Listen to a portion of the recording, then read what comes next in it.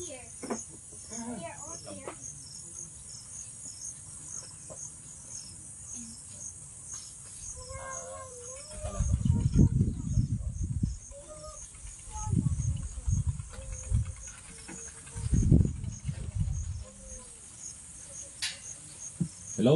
Good morning. Morning. Welcome everyone. Nandito na naman tayo sa isang purpose na ating papurihan ng ating Panginoon. Actually, ang papuri naman ay hindi lang sa Sunday, kundi sa bawat oras, bawat minuto. Sabi nga sa Bible, no, sa Colossians, na ang bawat ginagawa natin ay lahat ng ginagawa, trabaho ay maging pagpupuri sa Panginoon. Amen? So ngayon, papurihan natin ang Panginoon sa ating pagkanta at sa ating pag-worship bilang pasasalamat sa kagandahang loob ng Panginoon sa atin. Amen? Kasi sa bawat oras talaga, yung pag-meditate natin kung ano yung ginawa niya para sa atin, talagang nagkakaroon ng kapayapaan sa ating puso na meron kagalakan na sinasabi, no. Hindi mo siya ma-explain, pero yun yung unexplainable joy na tinatawag, na natatamasa lang ng isang tao kung meron siyang relasyon sa Panginoong Jesucristo. Amen? So lahat tayo nakapakinig ng magandang balita na pinaniwalaan natin siya, nagkaroon tayo at tinanggap natin siya sa ating buhay, nagkaroon tayo ng magandang relasyon sa ating Panginoon. Kaya ngayon tayo po ay tumayo lahat at tayo ay papurihan ng ating Panginoon.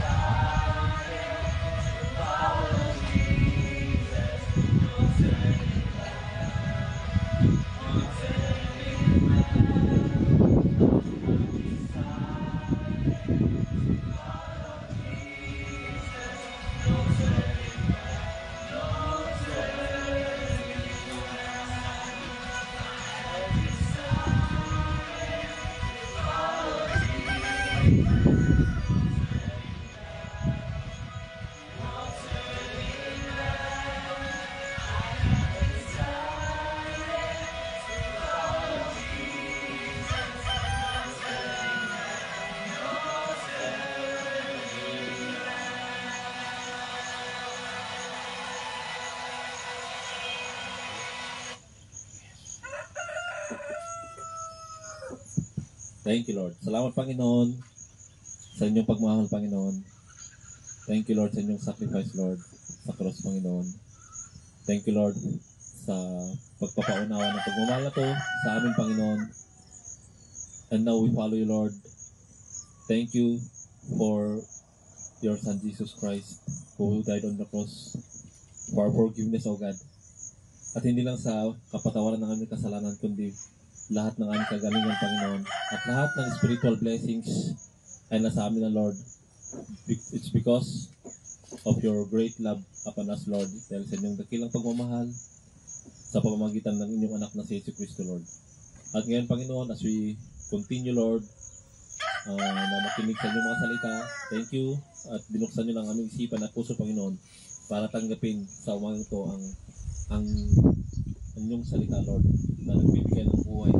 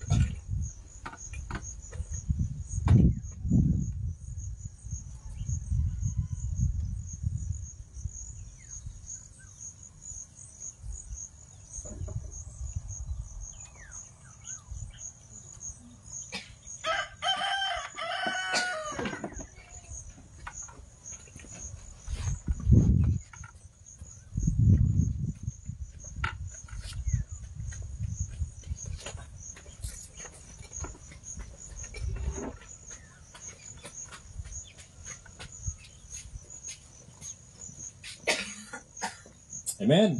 Thank you, Lord.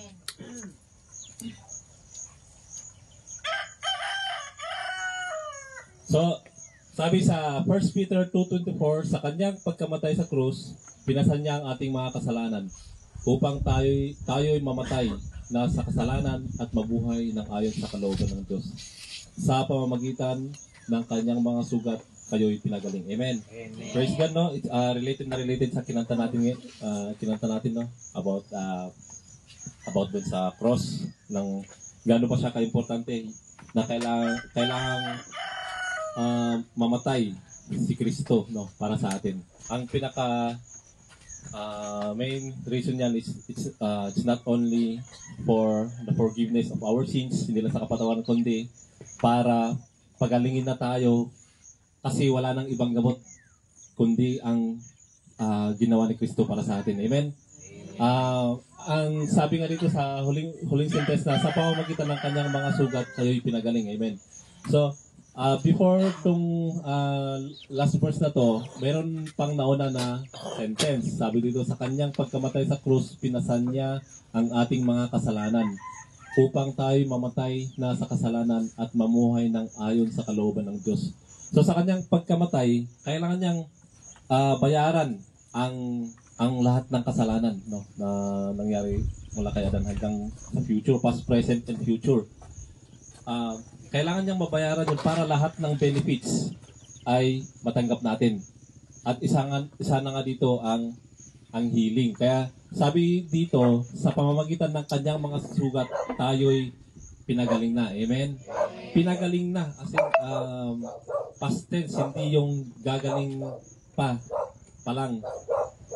Paano ba natin sasabihin na gagaling pa lang tayo? Yun ba ay kung meron tayong sakit saka pa natin magagamit yung verse na to na gagaling tayo kasi namatay si Kristo para sa atin. Pero ang sinasabi ng verse, dahil sa kanyang mga sugat, pinagaling na tayo. Ibig sabihin, provide na ng ating Panginoon ang kagalingan noon pa, nung namatay si Kristo. Na kasama ng kanyang pagkamatay ay nandun na rin yung binayaran na rin niya yung kagalingan. Ngayon, tayo na tumanggap kay Hesus Kristo, nung time na tinanggap natin siya, naging bagong nilalang tayo in the Spirit. Ibig sabihin, binigyan niya tayo ng Holy Spirit na namanang sa atin na yun ay perfect, blameless, and very, very healthy. Ngayon, we need to natin baguhin ang isip natin na binigyan na sa akin ni Kristo ang kagalingan, and we will believe kung ano yung sinasabi niya. Kaya sabi sa kanta no, na the cross before me, the world behind me. So dalawa lang yan eh. Kung ito yung cross, tapos ito yung ito yung mundo. So the cross before me, sa harap ko, the world behind me. No turning back. So hindi na ako lilingon. No turning, sabi ng cross ka. Magpo-focus ako doon sa ginawa ni Kristo kaysa sa yung ipro-provide ng mundo. Example nga sa healing, di ba? So sa mundo ang ipro-provide nila hospitals, doctors, and many other medications na pinag-aralan. And ang provide naman ni Christ is talagang yung totoong healing. Ngayon, we believers makaka-experience tayo ng attack from the enemy, like sickness in our walk.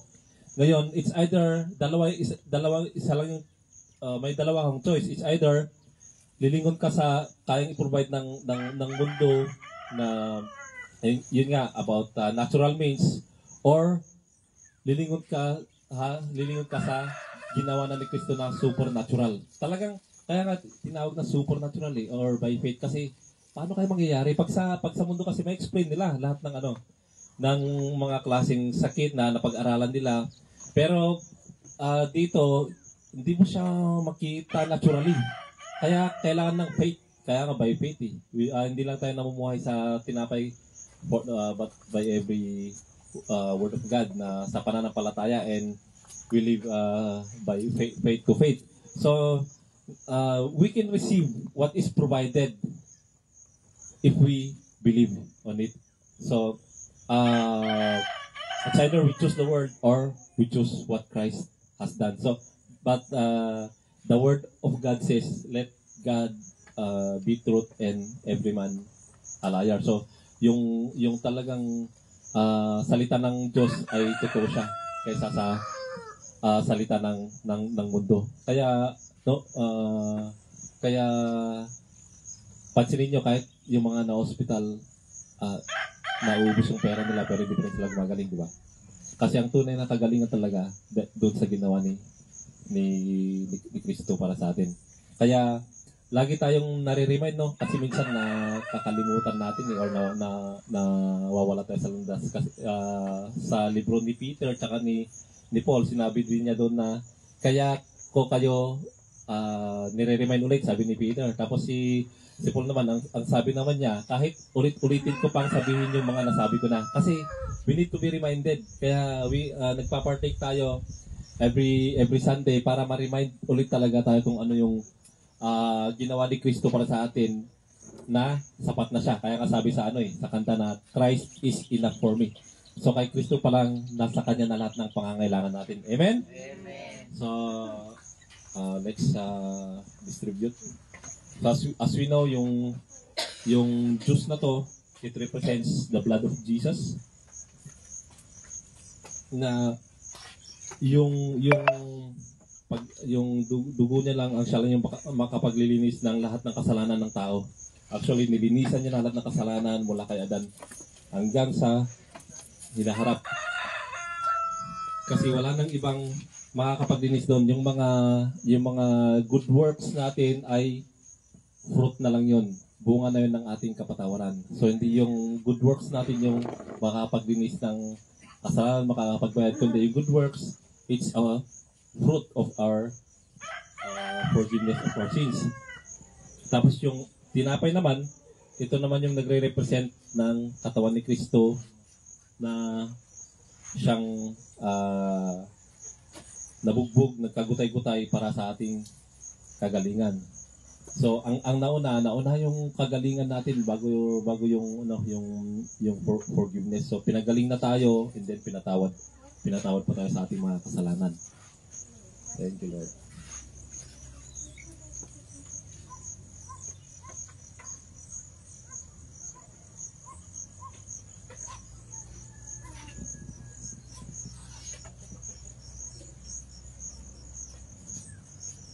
So tayo po ay tumayong lahat.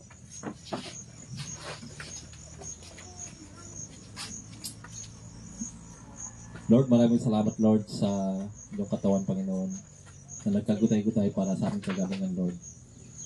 At thank you, Lord, sa Diyos na to, Lord, na represents ng inyong dugo na siyang dumanak sa krus ng Kalbaryo, Panginoon, para mapatawad kami at malinisan, Lord, sa lahat ng aming mga kasalanan, Panginoon. In Jesus' name, amen. Let's partake the bread and wine.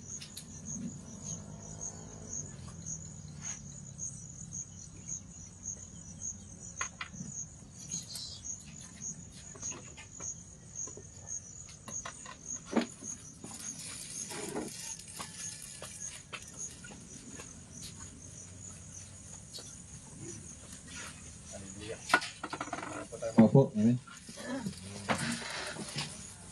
Magandang araw po sa ating lahat, amen.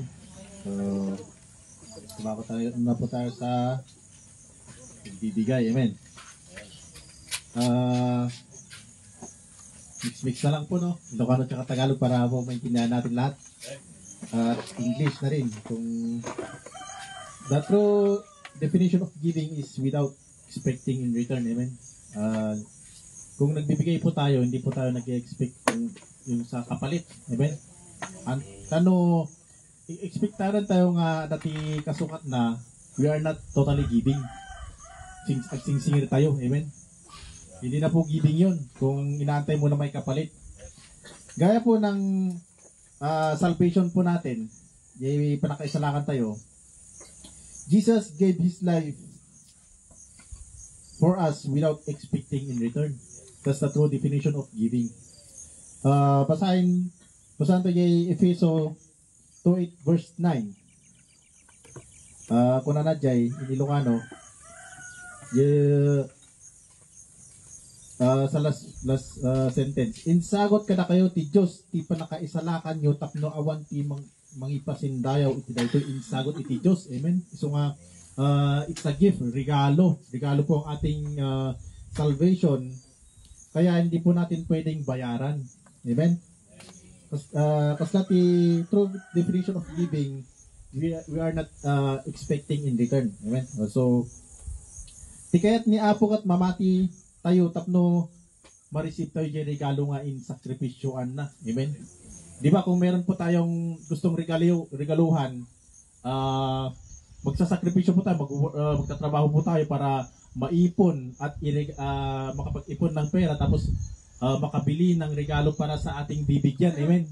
That's why just like Jesus Christ na nagsakripisyo sa cross para maibigay sa iyo ang regalo ng buhay. Amen. At libre po 'yon. Ang gusto po lang ng Diyos ay maniwala ka sa ginawa po niya. Amen.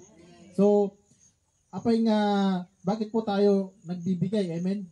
Isa po to sa isang definition kung bakit po tayo nagbibigay. That testifying na si Kristo ay buhay sa ating buhay. Amen? Siya po ay, siya po ay namatay po siya dahil po sa ating kasalanan.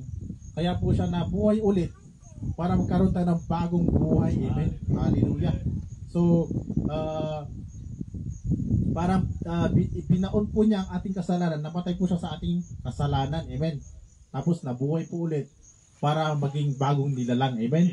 Yun po tayo ngayon. Hallelujah. So, the true rich people is those who are givers. Amen? Hallelujah. Kaya po kung mapagbigay po tayo po yung totoong mga mayaman. Amen? The day that we believe in Christ, we are already rich. Nung time na nireceive po natin si Hesus Kristo, tayo na po ay mayaman. Amen. Kasi ang definition po ng mayaman, kung sino po ang nasa iyo. Hindi ano ang nasa iyo. Amen. Kasi ang kung ano yung nasa iyo, yun ay ano lang po yun,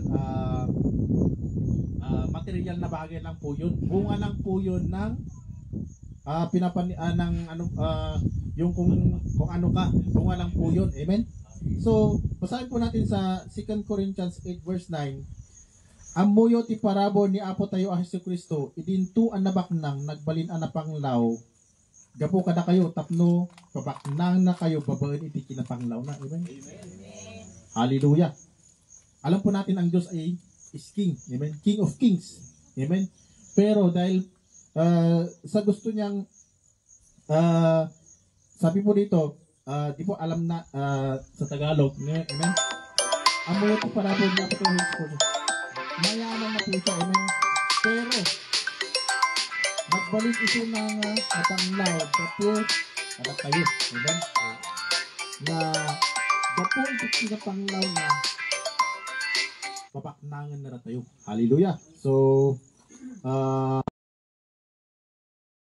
goodness, for your sacrifice on the cross. Thank you, Jesus Christ. That, we are already blessed. As we believe in Christ, we are already blessed. Hallelujah. Thank you, Lord. Favored. Hallelujah. Thank you, Father, in Jesus' name.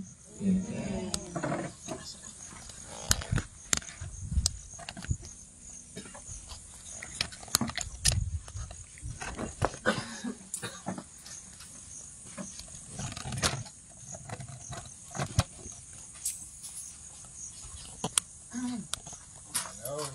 Hello. Morning. Morning. Kasagana kayo ba nga agdungag? Amen. Ang sakbay nga mapanak kuno ibasa ko dagiti Duterte Apo. Istorya ti testimonik mo tati na panakijay San Luis. Dibut gaya yung mga kapatid natin doon na dumagat. Kaya nga doon ko nakita lahat yung mga buhok niya talagang natural na kulot eh. Yung pala parehas iba pala ng ita yun. Pala ko ita lang yung kulot saka lungot. Pati pala yung dumagat. Pero grabe ang pagtanggap nila ng biyaya. Biro mo mga kapatid, ginapanamigyay. Hanggang nga maumati tingiwat nga mga nitingan ngal iti tuna. Tuna. Mura pa, biro mo talungal daw medjay, magtatatlungal daw, puro tuna, isda, hindi nakahumay. Talagang gustong-gusto pa rin kumain. Kaya yaman tayo, iti grabe, iti ayat kita gadugong magat iya nga iso ti nakitak mo't nga grabe ang pagtanggap nila lang biyaya, kaya maragsakan damot nga mangmangpid. They are willing to give nga idi no kuna raw urahin nyo de barko nga maka isang linggo na doon sa laot, hindi pa dumating. Pag dumating yun baka may baon kayo pang tuna na malalaki, sabi nila eh. Kaso lang hindi na kapag hintay eh. Kaya yung kinuha namin na iuwi namin, di binayaran namin dahil hindi membro yun sa church. Kaya sa Pilipinas na pinabayad nila. Pero okay lang naman yun para naman kasi sila naman ay pangingisda lang yung hanap buhay nila doon. Siyempre, ang ano man ang nasa atin din magbigayan, di ba? Kaya yamanak, iti ka.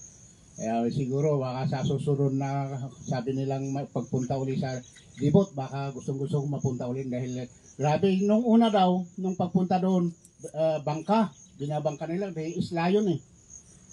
Mahigit sa 2 oras na bangka yung pagpunta doon sa kanila, dahil isla. Pero ngayon, ay grabe ang ginawa ni Angara doon, dito sa bandang sa Aurora na yun, sa San Luis. Kinalsada nila yung yung talagang magandang ginawa niya doon papunta doon sa Dibot na yun, na yung isla. Kaya hindi na bangka, kundi sasakyan na. Although, paliko-liko, makakarating ka. Amen. So nga, diyaman tayo. So nga, isuda mo at pinili ti Diyos akas kada tayo. Mga kapatid, kaya huwag yung sayangin ang pagpili ng Diyos sa inyo. Amen. Kaya, ang pagsuda tayo kakapsat, hindi tayo ang pumili sa Panginoon. ang Panginoon ang pumili sa atin. Kaya bigyan natin ng halaga ng pagpili ng Panginoon sa atin. Natatagpuan yan sa, basahin natin dyan sa Juan 15:16. Kaya kung ano man kung napili ka, pagpatuloy mo yan. Yan ang susunod na pinaliwanag ng Apostol Pablo sa ating aralin o malaman ngayon araw na ito. Huwag tayong tumpik-tumpik. Sabi na talagang ituloy natin ang pananampalataya natin sa kay Kristo. Patuloy natin makinig sa kanyang ay papangaral na mabuting balita. Mga kapatid, iti kagapsat, tingnan nyo yung babasahin natin nito. Hindi kayo ang pumili sa akin, ako ang pumili sa inyo. Hinirang ko kayo upang kayo'y humayo at magbunga at manatili ang iyong bunga. Sa gayon, ang anumang hingin nyo sa Ama sa aking pangalan ay ibibigay ko sa iyo. Ito yung sinabi niya sa mga alagad niya noon na pinili niya yung mga alagad niya para sila ay magbunga. Dahil si Kristo hindi pa napunta sa cross. Pero nung nagpunta sa cross, tayo naman ang datayungay ti kaslanga ng gunod, yung tumanggap sa sinabi niyang pagpili na sa atin, dahil malalaman natin yan dito sa susunod na ating pag-aral, mga kapatid. Kaya adadag iti gondaway ano maminsan maupay tayo iti pastor tayo, so tilapet nuapay nga hantay nga umay iti church. So nga bilang man no adadag iti hantay nga kayat iti pastor mabalin tayo mo't nga umalis mapan iti sabali nga pastor tapno tikas tatuloy iti inyong pakikinig sa salita ng Panginoon. No iti halang iti pastor tayo, iti naman saan kadag iti kakabsat tayo. Adadag iti hantay nga kayat iti kakabsat tayo nga isuti ka po nga hantay nga umayan nga agsimba, hindi ka po papunta sa ganitong araw ng linggo para makinig ng magandang balita dahil sa ating kapatid na kagurgura tayo, may doon siyang sinabi sa ating tapos ng ating masaktan tayo. Pero hindi yung kapatid mo ang nagbibigay ng iyong kaligtasan, mga kapatid. Hindi yung pastor mo ang nagbibigay ng kaligtasan, mga kapatid. Ang Panginoon ang nagbibigay ng kaligtasan ng bawat isang mananampalataya sa Kanya.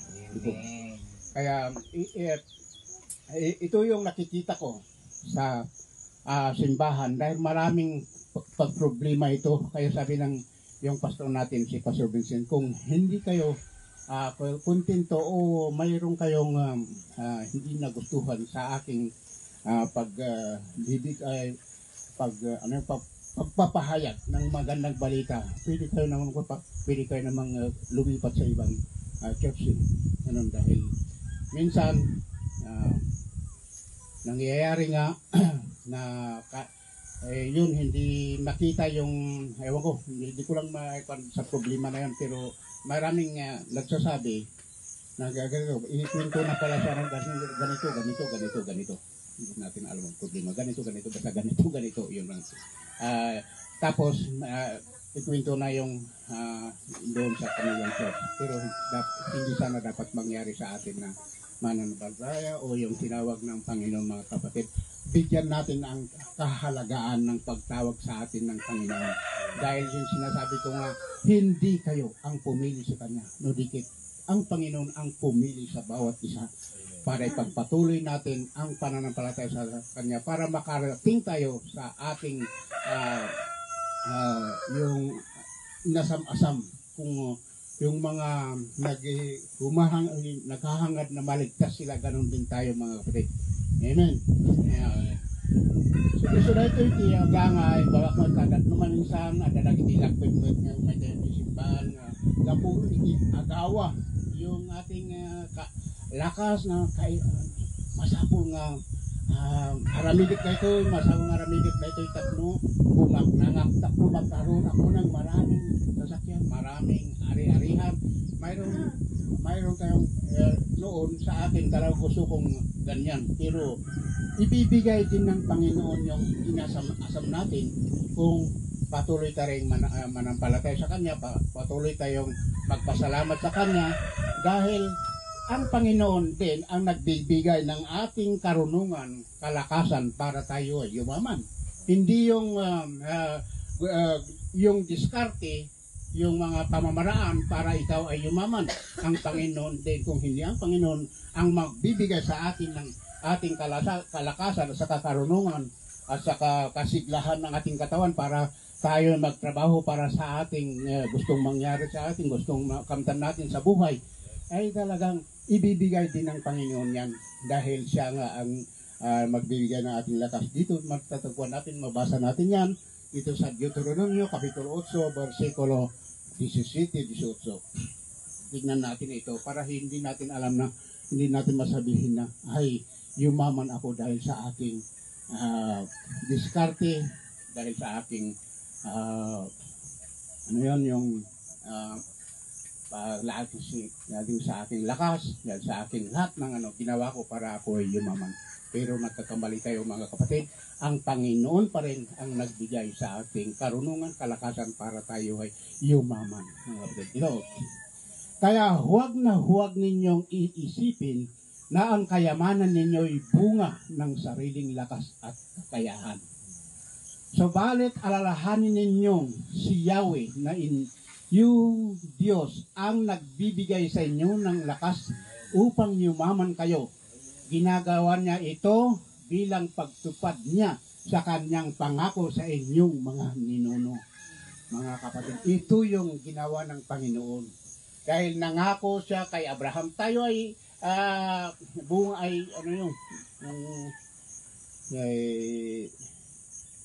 tayo ang kay Abraham, tayo ang yung descendant niya sa English, yung descendant sa Tagalog. Tayo mga descendant na, kaya sinabi niya, ninunot tayo ni Abraham. Lalong-lalo na si Jesus Christ na siya ang mismong yung lahi, galing sa lahi ni Abraham si Jesus Christ. Kaya si Jesus Christ, kung maniwala tayo kay Jesus Christ, lalo-lalo na sa ginawa sa krus ng Calvary, ay angkan tayo rin kay Abraham. Parang tayo rin ay nakipagnuno din kay Abraham. Ayaw ko kung tama yung sinabi ko, yung pagnuno. Tayo ay nakipagninuno kay Abraham. Yung nga, ikaw ay naging kapututan. Sa Ilocano, ikaw ay naging kapututan niya dahil kay Kristo nagiging kapututan ka rin, di po ba? Dahil si Kristo ang mismong kapututan ni Abraham. At tayo ay naging kapututan ni Abraham kung naniniwala tayo kay Hesus Kristo. Amen. Amen. Kaya mga kapatid, yung sinabi kong ang sinabi ni Apostol Pablo na patuloy siyang magtiwala, mananampalataya kay Kristo para yung lahat ng kanyang inasam, yung makamtan niya ang yung di ay maalanangay, di ay nangawisan ti Diyos kuana. Wala na diyan. Okay, punta tayo para dito natin malalaman dahil hindi ko pa masyadong dito sa Pilipos. Umpisa tayo sa Pilipos Kapitulo 3 para tignan natin ang kwento ni Apostol Pablo na siya rin sinasabi na sa atin niya, tuladin tayo isuna. Tuladin tayo no kasano ti pamati na kasta tayo matakno ti kasta maalat tayo diyan ng alaan ni Kristo para tayo, diyan ng pilyan ni Kristo para tayo. Kapatid, dito sa Pilipos 3:7, umpisa tayo dito. Ngunit dahil kay Kristo ang mga bagay na pinapahalagaan ko noon ay itinuring kong walang kabuluhan ngayon.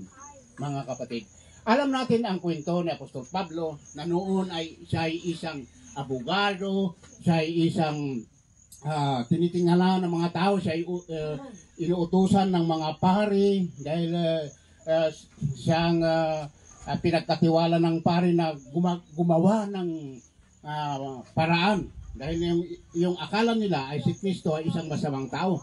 Kaya nga, itong mga Hudyo, Parisio, ay si Apostol Pablo ang inutusan nilang humuli ng mga nananampalataya kay Jesus para bibitayin, para patayin, para hindi lumago ang pananampalataya kay Hesus Kristo o yung tagasunod ni Hesus Kristo.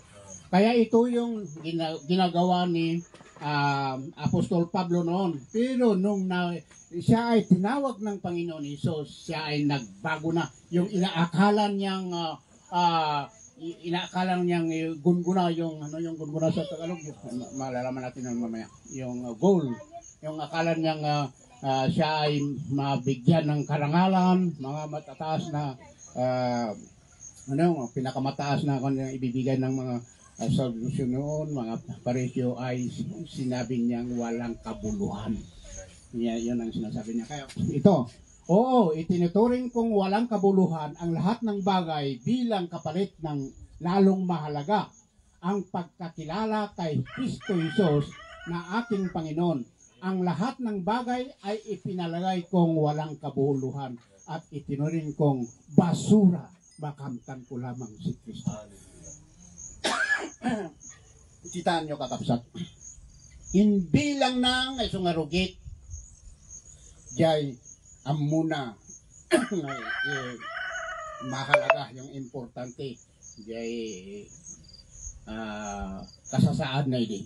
Sinikwento na dito yung ang kanyang katayuan noon sa mga Hudyo dahil siya ang isang siyang isang utusan o kung baga sa Pilipinas ay siya ang chief PNP ni President Marcos. Siya ang katulad yung ihantulad ko kay Apostol Pablo. Pero yung pagka-PNP niya o bilang pinakamataas na opisyal, bilang ng walang kabuluhan dahil sa pagtawag ni Kristo sa kanya, binilang niyang basura yon. Dahil gusto pa niyang makilala si Jesus Christ. Kaya patuloy siyang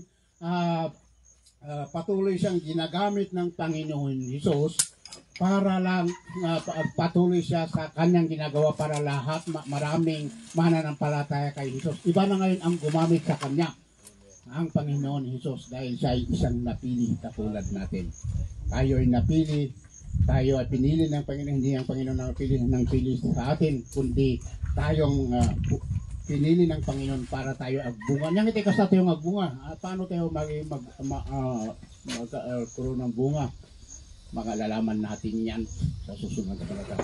Pero ang isang bunga, pagbubunga ng isang tao, dapat ikaw ay gamitin ng Panginoon para ikaw ang anyaya, magsabi ng katotohanan, yung mga biyaya sa inyong kamag-anak, kaibigan, yung sa mga inyong kapitbahay, para kung ikaw naligtas, gusto mo rin maligtas ng kapwa mo, di po ba? Kaya ito ang gusto ng Panginoon. Kung ikaw ay maligtas, gusto mo rin maligtas ng iyong kapitbahay, iyong kaibigan. I-share mo ang kabutihan ng Panginoon na ginagawa sa inyo. Di po ba? Kaya ituloy natin para malaman natin yung ibang nangyari kay Apostol Pablo, ang gusto niyang ipangaral sa atin. At lubos na makipag-isa sa kanya, ang aking pagiging matuwid ay hindi sa pamamagitan ng pagsunod sa kautusan, kundi sa pananalig kay Kristo. Ang pagiging matuwid ko ngayon buhat sa Diyos sa pamamagitan ng pananampalataya. Ito mga kapatid. Haan nga diyay aramidin tayo nga agsingsingpet timang ted iti panag panag sa mga pwede di manan manumakan iti kalukan jay panag palintek ti tao tapno ti kasagot na lintek ti tao tapno di kas nalintek ka hanga jay aramidem no dikit gapugayam iti pamati ken Kristo. Yung pananampalataya sa kanya andoon magkaroon ng pagiging matuwid tayo. Hindi yung kailangan umpisaan mo na ako ay ihinto ko na ito. Yung ayaw kong gagawin ay ihinto ko.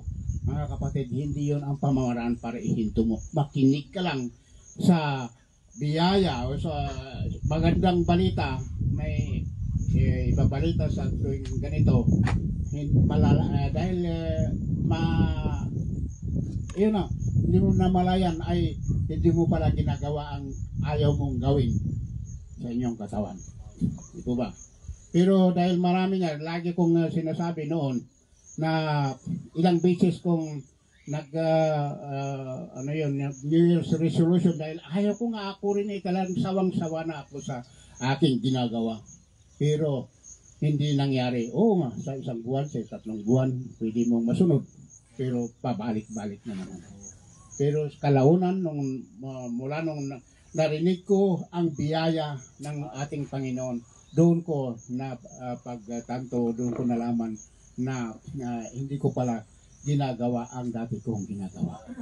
Kaya hindi sabihin, kung may magsabi sa inyo, may kapsat, narigat kong isagdang na ito nga isang pag-uugalit na ito nga ininom ko, panagsiksigarilyo, panagsuksugal ko, panagbababae, kung may sagdang kapsat, kukurayo. Ay ayatin niya ako Diyos sa kayo. Umay ka din nagtisasaw niya ako Diyos. Han muntong, intunukan awan to tiganas mo, nga mangaramit ka lagi ka. Iti panagdengag, iti sasaw niya po Diyos, iti suti pagtaudan, ti panagpamati, maiwasan tayo to dahil kakakapsat. Iso nga, dahil tati, ibaga tayo, kanagitin, awisan tayo, nga han nga may kari, kung natin nga may kari kakapsat.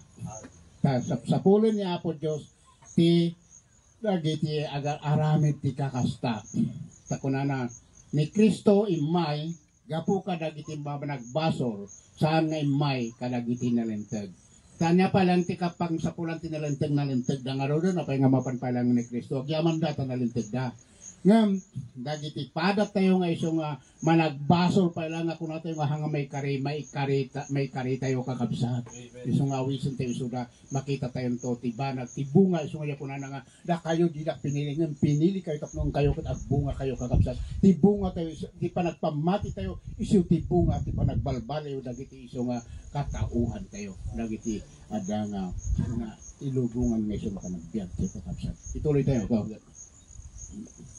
Ang tanging hangarin ko ngayon ay lubusang makilala si Kristo, maranasan ang kapangyarihan ng kanyang muling pagkabuhay, makibahagi sa kanyang mga paghihirap, at maging katulad niya sa kanyang kamatayan.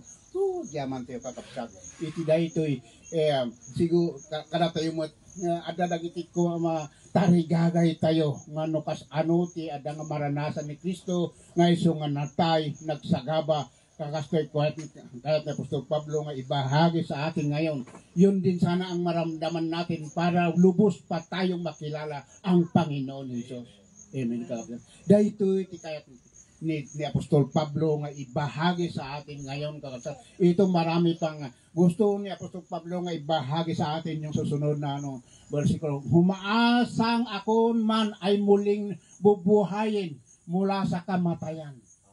Kaya kakabsat, ito ang ating hangarin na mabuhay tayo sa kanyang kamatayan. Dahil sa totoo lang mga kapatid, kung naniniwala tayo kay Kristo na sa kanyang ginawa sa krus ng Kalbaryo, kasi lang tayo ngayon nakipagsagaba ngayon at kanyang paghihirap, sa kanyang pagtalibing. Dahil at saka maniniwala tayo sa muling pagkabuhay. Dahil ang katawan lupa na ito ay talagang mawawala. Dito, maiiwan dito sa lupa. Ang ating diay, kaya tayo kat diay maligtas, maisalakan yung ating totoong buhay na nasa atin. Dito ba? Dahil walang habang buhay na tao dito sa lupa kundi lahat tayo mamamatay, pero lahat ng dati minsan agpaisong dumating din sa akin na inisip agpaisong dati kaligtasan, mayroon ba bang kaligtasan? Inisip ko rin ito noon, pero nung laman ko ang biyaya ng Panginoon, hindi lang pala sa langit ang may kaligtasan kundi dito pa sa lupa. Bakit kanyo? dahil mawawala ang inyong yung takot ba, yung kinatatakutan mo, mawala yung kinatatakutan mo, mawawala yung kaaway, pwede palang mahalin, pwede pang kayong ay ako ureno kagurgura dak ay atat pa lang sika umay ka kumata agmay-may sa tayo nga ko bay amon di inaramid mo bay amon di ka umay kikik din tapno iti kasakit dengeg tayo ti sasaw ni Apo Diyos yun pala pwede palang mahalin ang kaaway kung nasa iyo ang biyaya ni Kristo. Di ba? Dahil yung Holy Spirit na nanahan sa atin ay yun ang Espiritu ng Jesus Christ na magtuturo sa iyong buhay yung diya isutin mangipakita iti bunga rumwar yay bunga the fruit of your faith is rumwaran yay bunga ti panagpamati kan Yesu Kristo. Amen. Iso nga gyaman ti kakabsat ito ang kayo hindi kayo lugi mga kapatid sa araw na ito nang nakinig sa biyaya o sa pag-ibig o sa magandang balita na ibabalita ng Panginoon sa atin lahat ito. Amen. Tuloy natin sa hindi sa nakamtan ko na ang mga bagay na ito. Hindi rin sa ako'y ganap na. Ngunit sinisikap kong makamtan ang gantimpala sapagkat ito ang dahilan kung bakit ako'y tinawag ni Kristo Jesus. Tignan nilo. Bakit? Matanggap mo ba yung gantimpala kung hindi ka magpatuloy? Wala no. Kahit sa dito sa lupa na ito, kung hindi ka magpursiging, kung may paligsahan, kung hindi ka magpursiging, hindi mo matanggap ang biyaya, hindi ka makarating sa inyong paruroonan. Dahil kung gusto mong magwagi, katulad ng yung mga manlalaro ng basketball o lahat ng sport, kung hindi sila magpursige na makuha ang kanyang timpala, ay wala na. Kung wala silang practice, wala silang tapos makipagkaligsahan siya, wala. Kaya sa atin, para makuha natin ang gantimpala, patuloy tayong makinig ng biyaya ng Panginoon, ang magandang balita, para malaman natin kung paano ang ginawa ng Panginoon sa atin. Amen. Dito natin sa saan yun? Hanggang kundi. Mga kapatid, hindi ko pinapalagay na nakamit ko ang ito. Ngunit isang bagay ang ginagawa ko habang nilimot ko ang nakaraan at sinisikap na marating ang layuning nais kong makamtan. Ay, hallelujah. Yung sinasabi niya nito, huwag mo nang kalimutan mo na yung nakaraan mo. Kalimutan mo lahat ng bumabagabag sa inyong kaisipan. Kundi, alalahan mo ang si Kristo ng iyong gusto mong makita pa ang ng pagtawag sa iyo ng si Kristo ay walang iba kundi sa buhay na sa langit yung kunanlitoy. Nagpupunyagi akong patungo sa hangganan upang makamtan ang gantimpala ng pagtawag sa akin ng Diyos sa pamamagitan ni Kristo Jesus, ang buhay na nasa langit. Hallelujah. Salamat. Si Apostol Pablo, sinabi niya dito, ang gantimpala ng pagtawag sa Kanya. Mga kapatid, hindi pa natin nakamit yung gantimpala ng pagtawag niya sa atin, kaya patuloy tayong makinig ng salita ng Panginoon para tayo ay makamtan ang gantimpala lalong-lalo na sa buhay sa kalangitan. Paano ka mapabilang sa kaligtasan o sa gantimpala na sa langit kung hindi ka magpapatuloy? Di ba?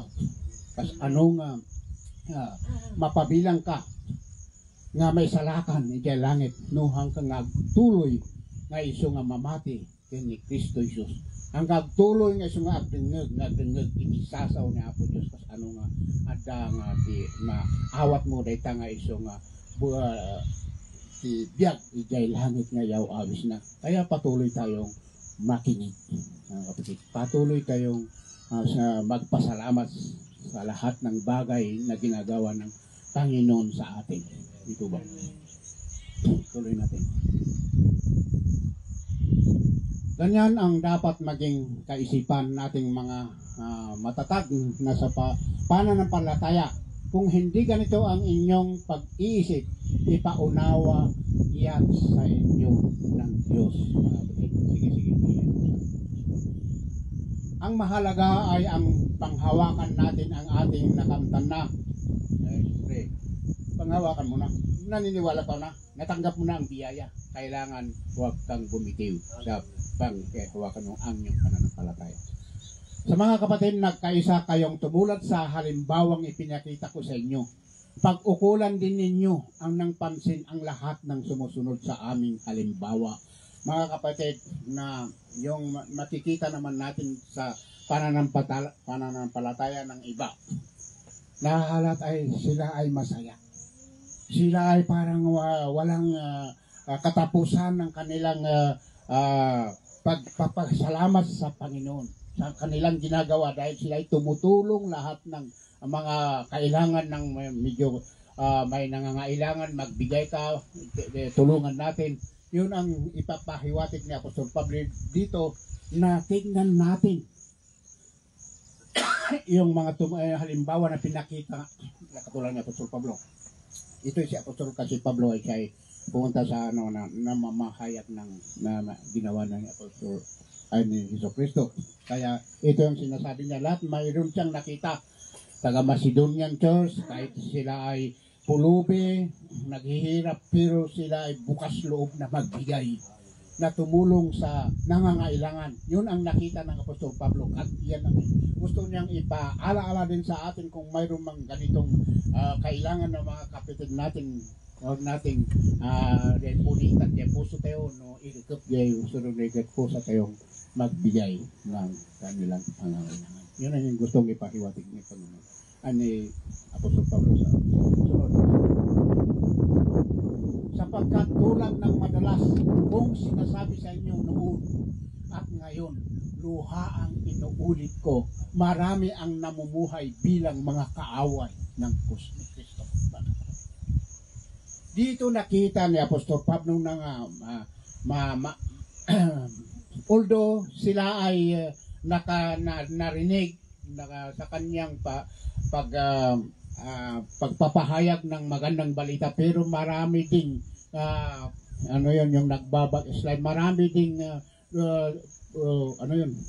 subli-sublida nga kinagawian nila. Malalaman natin dito kung ano ang kinagagawian ng mga tao na pilit silang binalik-balikan ng mga dating gawin nila. Dahil dito nagdengeg ka, nagmabaliwan ko nga niya andang kalibiyag ka, nagsubli-subli na lang na hindi andang dati nilang pagkatao. Ito yung sabi ni Apostol Pablo na luha. Ulit niya na bakit? Ano bang narinig ninyo? Katulad ng taga-Galatian na ito. Galatian ba yun? O Corinto? O Galatian. Pulis Galatian, sabi nila.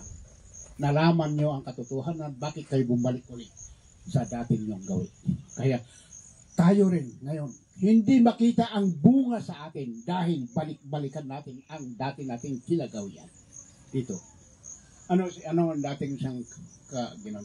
Kapahamakan ang kahinahinatnan nila sapagkat ang dinidyos nila ay ang hilig ng kanilang katawan.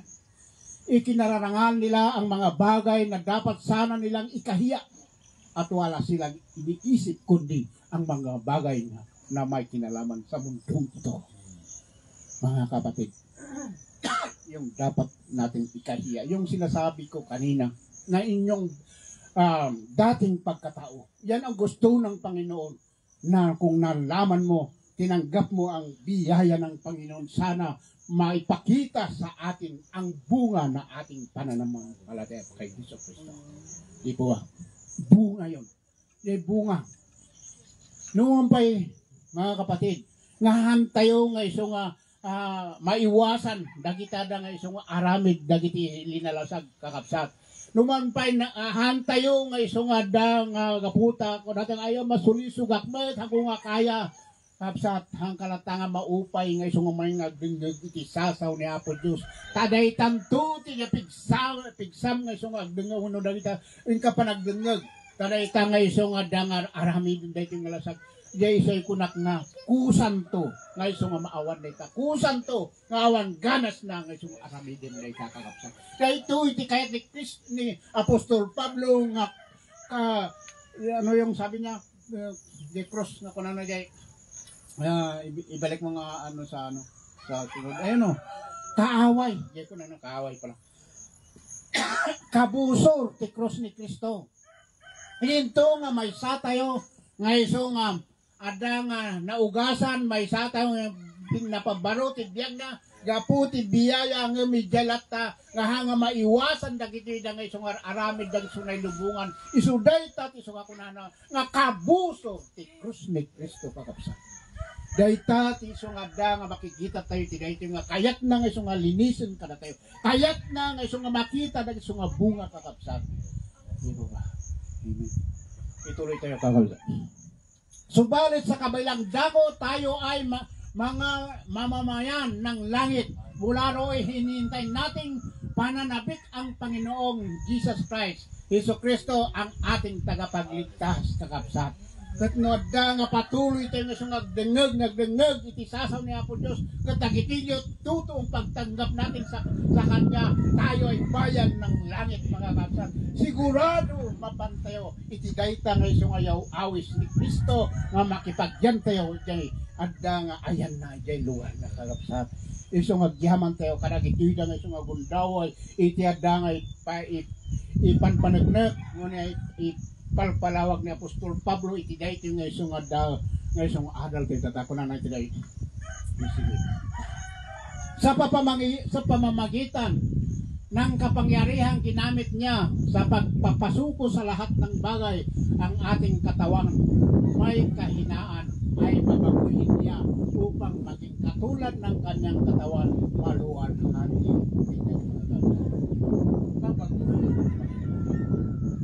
Patuloy tayo mananampalataya sa Kanya. Patuloy tayo tanggapin ng Kanyang biyaya.